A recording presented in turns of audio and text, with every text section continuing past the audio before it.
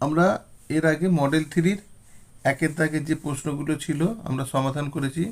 এরপর দুইয়ের দাগের প্রশ্নগুলো আমরা সমাধান করব।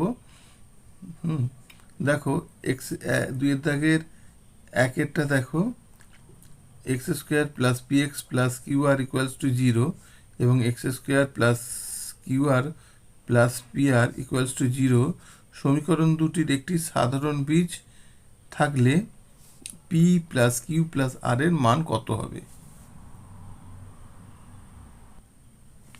তাহলে আমরা প্রথমেই ধরে নিয়েছি, ধরি সাধারণ বীজটি কত, আলফা। আলফা, তাহলে প্রথম সমীকরণে আমরা এক্সের জায়গায় কি বসিয়েছি, বীজটাকে বসিয়েছি। তাহলে alpha square plus p x plus q r equals to zero, এটাকে আমরা 1 নম্বর সমীকরণ দিয়েছি। আর দ্বিতীয় সমীকরণ যেটা, সেখানেও এক্সের মান আলফা বস করেছি, কারণ সাধারণ বীজ যেহেতু আলফা, সেই জন্য ওখানেও আমরা alpha square plus q alpha plus p r সমান জিরো। এটা হচ্ছে 2 নম্বর সমীকরণ। শুধু এক্সের জায়গায় তোমরা আলফাটা বস করিয়ে দেবে, দিয়ে আমরা এটাকে একটা লাইন টেনে এটাকে কাটাকাটি করলাম, এটা বিয়োগ করলাম, ঠিক আছে, এটা করছি বিয়োগ করলাম। তাহলে এখান থেকে আলফা স্কোয়ার কেটে গেল, তাহলে হলো আমার এই যে এই দুটো থেকে আমি আলফা কমন নিয়ে লিখলাম alpha into p minus q, আর এই দুটো থেকে আমরা আর কমন নিয়ে লিখলাম q minus p equals to zero. তাহলে এখানে দেখো, এখানে alpha into p minus q, এটা যেহেতু কিউ মাইনাস পি আছে আর এটা পি মাইনাস কিউ আছে, এখানে মাইনাসটা কমন নিয়ে নিলাম, ওই জন্য আর মাইনাস কমন নিয়ে মাইনাস আর ইন্টু পি মাইনাস কিউ, তাহলে এই দুটো একই হয়ে গেল, তখন জিরো। এখান থেকে পি মাইনাস কিউ হচ্ছে কমন নিয়ে নিলাম, p minus q into alpha minus r equals to zero. তাহলে আইদার আমরা কি বলতে পারি, p minus q equals to zero, অর্থাৎ পি সমান কিউ, আবার অর আলফা মাইনাস আর সমান জিরো, এখান থেকে আলফা সমান আর। তাহলে 1 নম্বরে এবার এই যে 1 নম্বর সমীকরণটা যে নিয়েছিলাম, এই 1 নম্বর সমীকরণে আমি মানটা বসাবো, ঠিক আছে। তাহলে 1 নম্বরে পি ও আলফার মান বসাচ্ছি। দেখো, পি ও আলফার মান বসালে আমার r square plus p r plus q r equals to zero. শুধু মানটা বস করিয়ে দাও। তাহলে এখান থেকে আরটা কমন নিয়ে নিলাম, r plus p plus q equals to zero. তাহলে p plus q plus r সমান জিরো হচ্ছে। এটা হচ্ছে তোমার অ্যান্সার। এরপর 2 নম্বরে দেখো, 3টি বৃত্ত যাদের ব্যাসার্ধ যথাক্রমে 1 একক, 2 একক ও 3 একক পরস্পরকে বহিস্পর্শ করেছে, তাদের কেন্দ্রগুলি যোগ করলে যে ত্রিভুজ পাওয়া যায় তার পরিবৃত্তের ব্যাসার্ধ কত?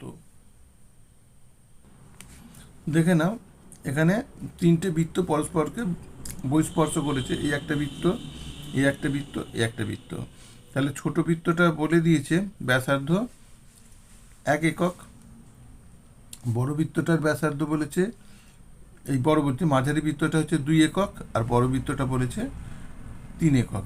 তাহলে ব্যাসার্ধগুলো আমরা এ করে দিয়েছি, যোগ করলে একটা সমকোণী ত্রিভুজ উৎপন্ন হয় বলেই দেওয়া আছে। তাহলে এইখানের লক্ষ্য করো, এই যে এই ব্যাসার্ধটা 3 একক আর এই ব্যাসার্ধটা 3 একক, তাহলে বড় বৃত্তের এই দুটো ব্যাসার্ধ কিন্তু 3 3, আবার ছোট বৃত্তের এটা এটা 1 1, দুটো করে ব্যাসার্ধ এর মধ্যে যোগ করে হচ্ছে ত্রিভুজটা, আবার এটা 2 2। বুঝতে পারছো? তাহলে যে ত্রিভুজটা হলো এটা বলে দিয়েছে সমকোণী ত্রিভুজ। তাহলে আমরা ত্রিভুজের বাহুগুলোকে যথাক্রমে 5 একক, 4 একক ও 3 একক হচ্ছে।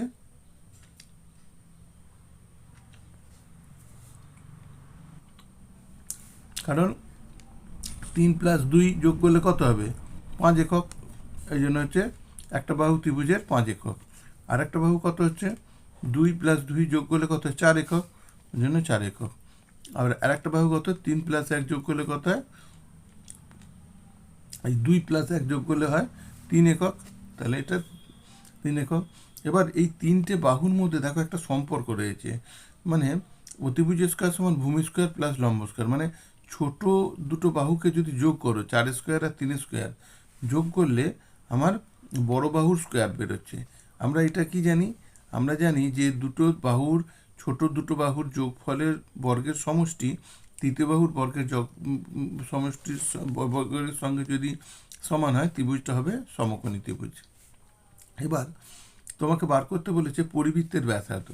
এবার তোমার সবসময় মাথায় রাখবে, এটা তোমরা 9 এই উপপাদ্যটা করেছো, যে একটা সমকোণী ত্রিভুজ, এইটা যদি একটা সমকোণী ত্রিভুজ হয়, ঠিক আছে, এইটা যদি সমকোণী ত্রিভুজ হয়, তাহলে এই সমকোণী ত্রিভুজের এই অতিভুজের উপর যে এইটা টানা হচ্ছে, এই সমকোণী বিন্দু থেকে অতিভুজের উপর যে লম্বটা টানা হচ্ছে, এইটা দিয়ে যে বৃত্তটা আঁকা যাবে, ঠিক আছে, এটা দিয়ে এই 3টে পয়েন্ট দিয়ে যে বৃত্তটা আঁকা যাবে সেটা কিন্তু বৃত্তের ব্যাসার্ধ হবে। সেই জন্য আমরা জানি, আমরা ওই জন্য কী বললাম, দেখো আমরা তো এখান থেকে এইটা পেয়ে গেছি কত, 5, এটা আমরা পেয়েছি, অতিভুজটা কত, 5 পেয়ে গেছি। এটা তো সমকোণী ত্রিভুজ, এই সমকোণী ত্রিভুজের অতিভুজটা আমরা 5 পেয়ে গেছি, তাই না?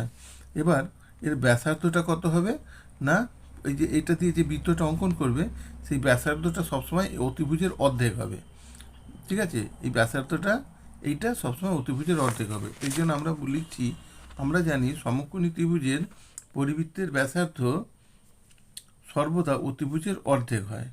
অর্থাৎ অতএব পরিবৃত্তের ব্যাসার্ধ সমান কি না 5/2 একক, অর্থাৎ 2.5 একক। এটা হচ্ছে তোমার সঠিক অ্যান্সার।